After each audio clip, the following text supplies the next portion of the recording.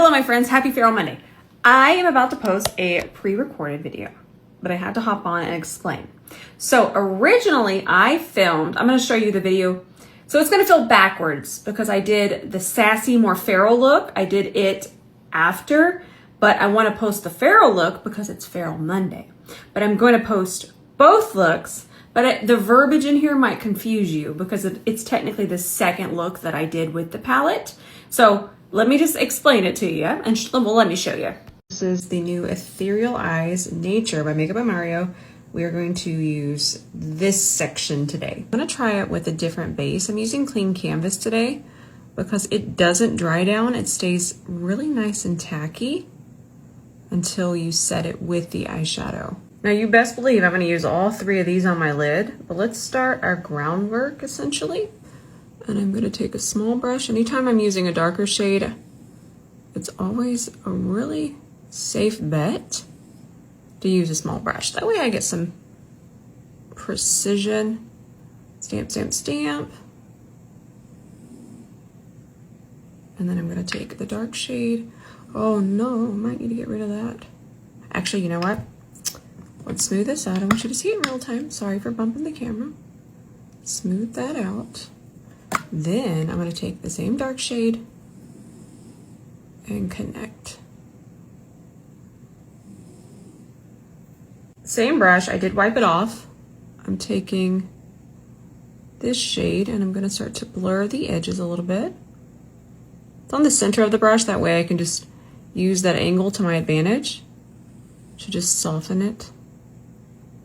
This is another reason I love to use clean canvas. All of this is pretty much still in a wet state, and I'm just using what's left on my brush, and I'm kind of using what's here to just melt this top part and blend everything together. Now under here, I'm going to clean up, and I'm also going to clean up my lid space.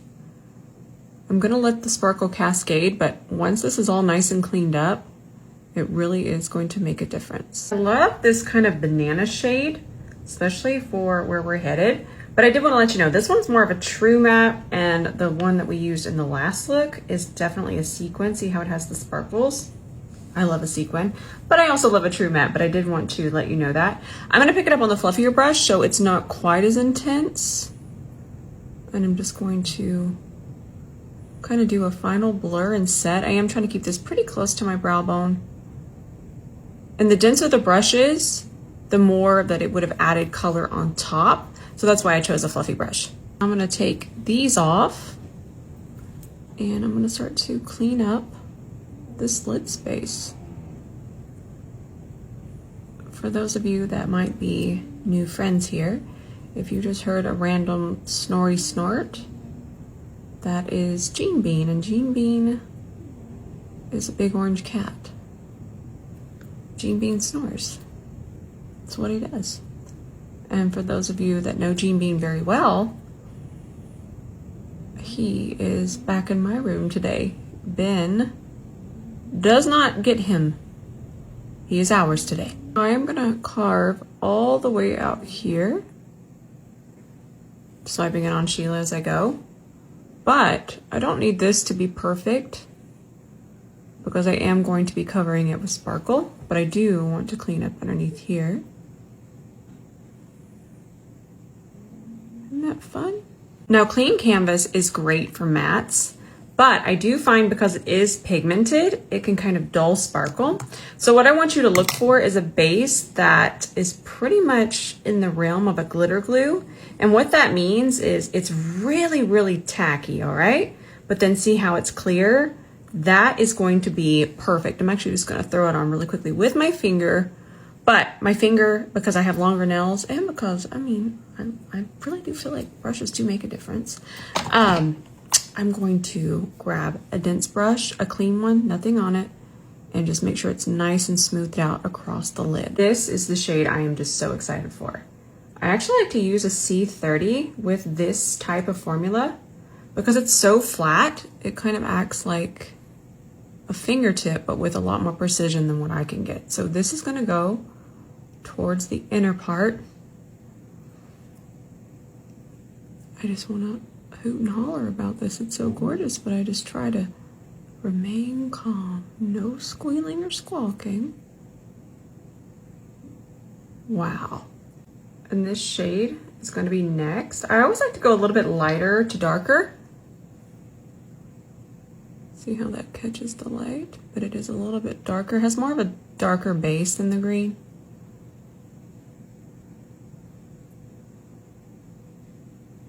And if we want to kind of brighten it a little bit, we could just grab this shade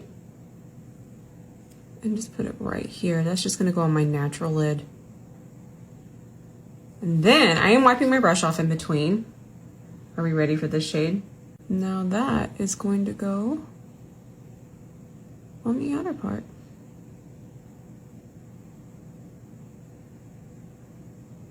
This is definitely a fall eye look.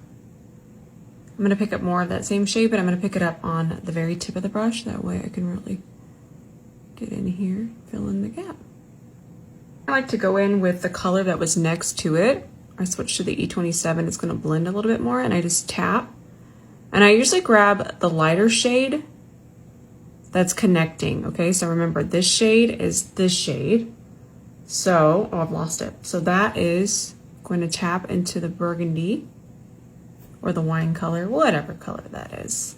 And then I'm going to grab the green, and that is going to tap over into the lid, the center of the lid shade. Now, believe it or not, we're actually almost done with the eye. I'm just going to add some depth at the lash line. And then I grab my E26, which I have queued up right here. And the tip tapping, my friends, that's Douglas. He's the dog, or the Doug, as I like to say. There you go. And then I'm just connecting it here. Perfectly normal. The way I do my makeup is I'm always assuming that I am going to have little mess ups. And I feel like when we can approach makeup that way, it becomes so much easier and so much less scary. Lily Lashes self-adhesive lashes. This is the style Moneymaker. Clamp those on. This kind of eye look is going to pull out all of the shades underneath my eyes that I don't really enjoy looking at. So it's going to pull out greens and blues. So I'm going to grab this corrector. And it might look like a lot, but this is just a very thin formula. It's also not wildly pigmented, which is one of the reasons I can wear it alone or underneath. But underneath, I'm just going to do a lot more. And I'm using this side of the D2. It's a little bit more dense. It's really perfect for these types of precision concealer or corrector. So we're just going to melt that. Melty, melty, melty. That already looks so much better. And I'm sure most of us already know this, but it's worth saying, whenever we wear corrector, and even though, like I said, this looks like a lot, it's such a thin formula, but we actually wind up wearing less of everything else because it kind of gets in there and does all that hard work very quickly. And I'm nitpicking today, but this is kind of important. So there's a lot of redness in my chest right now, and I know it's going to affect the way that foundation shows up on me right now, so I'm going to correct it. This is my Typology Green Corrector. You know how much I love this one. And I'm actually just going to grab a C41 just because I want to diffuse this. I don't need it to be wildly pigmented, but it's going to help everything go together. The word I was looking for kind of left me because I was so fascinated by how this just corrects so quickly. But anyways, everything is going to look a lot more seamless now that we've color corrected my chest. Let's do this Live Tinted Stick Foundation. I actually love this one. We actually don't need as much of it. I'm still going to do concealer, so I'm not going to do as much as I want to do. I will get carried away with the stick foundation because it's just so satisfying to swipe that on. Okay, we got our C42. And we're going to start to melt this in. It's a symphony of snores around here. Doug's snoring. Jean is absolutely honk shooing. I'm going to go a little bit heavier and brighter with the concealer. Remember, I color corrected, so I have balance underneath this. It's not going to turn gray. That's something to always keep in mind. If you do want to go lighter with your concealer, it is so important that it has something besides our skin behind it, or it could just turn gray and look muddy and dull and not even conceal. I know. Make it make sense. When I learned that, I was flabbergasted.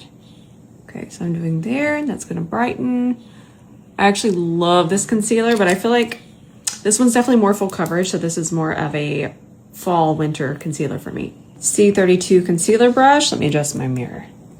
Perfect.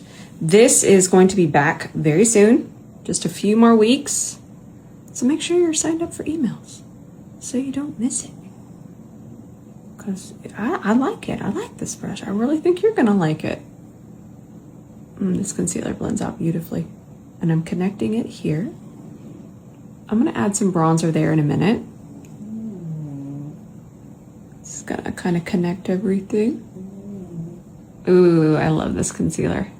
And then I go back over everything with the C42 just to make sure that we have all of our lines nice and melted. Now we're ready for bronzer. I'm gonna do a liquid bronzer today. Natasha Denona, this is the shade Drenched. I just do half a pump and it's usually enough. I do make sure it's nice and I do make sure it's nice and even on the back of my hand so I can pick it up.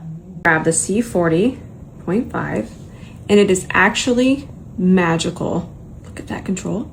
But then we still get a really nice blend. Sometimes the fibers, they can be packed in here so densely that we're not able to get that transition. But then also the C40 can be a little too big, and that's the original. It can be a little too big to kind of get this sculpt.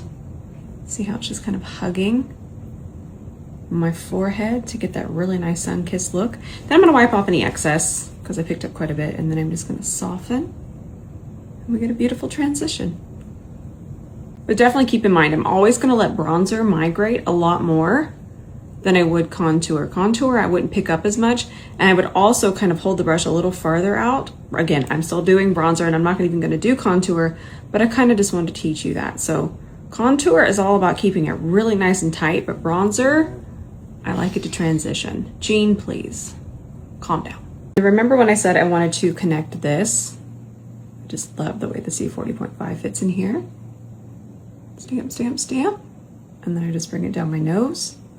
Still in a wet state, so if I want to tidy or manipulate it a little bit, I absolutely can. But I actually don't think I'm gonna need to too much. This is all I would do. Boom, boom, boom. I want a little bit more bronzer on the tip of my nose. And again, I'm not really shaping here. I'm shaping a little bit, but I'm really just kind of bronzing and bringing that warmth to the center, because sometimes if I just do the perimeter here, it can look a little off. So just add a little bit of warmth here. Now, if you've never applied your powder blush on top of wet foundation, you're missing out, because then it kind of turns into this really beautiful cream. And I thought this more beigey shade would be really pretty with this eye. And I'm just kind of going, I will never tell you that there's one blush shape for you. I always change it up, but I'm kind of taking my C41, and because it has that angle, it's just kind of hugging the cheek, and I'm taking that blush straight back. And it's just gonna give a little bit different shape to my face today. I sometimes just like to apply it here. I like to apply it here. I just switch it up. Have fun. Let's go ahead and set, and then I'm gonna flip the camera back around into the mirror so I can finish the eye. But I do not know who needs to hear this, but that concealer has probably creased because it was not set. Ready to go. So it's always good to tap back in before you set.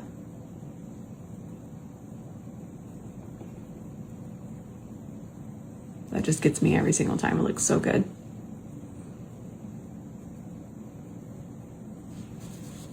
If you want a lighter set, don't use a puff. I would use a brush like the D1, this side. But I want a little bit extra set today.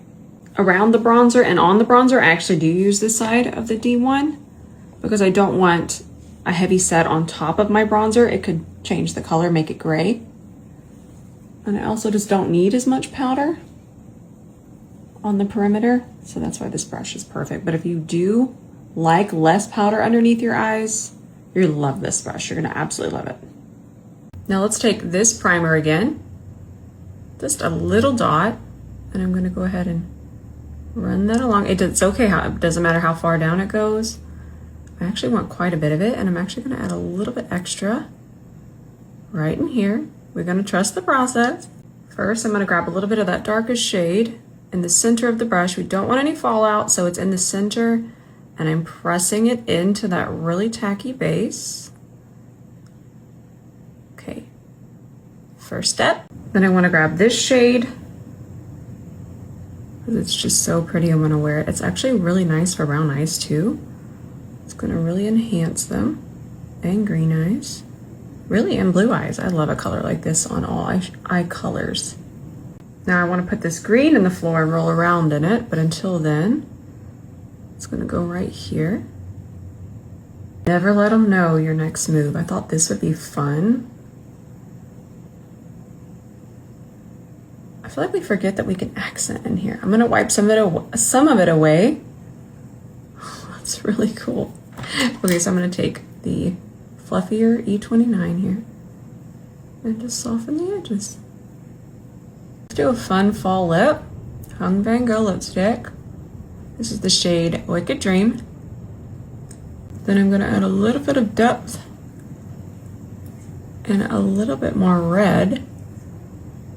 And this is Melt Cosmetics lip liner in the shade Toast. I like the idea of the lip being just as sparkly as the eyes, so Queen Cosmetics, period. This is the shade Runway, and I'm applying it with this brush because I don't want to muddy up the wand. Usually I would apply these on top of a liquid lip, but this is not. It's a classic lipstick. So it could transfer to the wand. Also notice I'm not rubbing my lips together. I'm also going to wipe my brush off, pick up more. I feel like this is, it's a little cumbersome, yes, but it does make a difference because when we overwork sparkle, it tends to just work into the lipstick and then it dulls. So all of these are tips so that doesn't happen. I'm going to touch up the green a little bit more in here, just bringing it a little further over and a little bit more up this way just because it's truly a magical color and I can't get enough of it. All right, my friends, this is our finished look. I love it. I love the color story. I love everything about it. But listen, I actually think this is just personal taste. I still think that this one is my favorite, which this one I feel was so cool. Cool tone, not cool as in is cool. But this one was so cool tone that I feel a lot of people didn't love it as much. So I feel like this is a great answer to that call. But if I had to choose between these two, I would get this one, the cooler one. Is that Moon, what was it called? I forgot. Moonlight, I was right. I was heading in the right direction. I would totally get Moonlight. I just love those tones. In fact, I kind of want to do another look with this. But I love this one. That's not what I'm saying. I'm saying if I could only choose one, it would have been Moonlight. All right, my friends, I hope that you enjoyed today's tutorial. Get ready for some more fall looks. I love you with all my heart. Bye for now.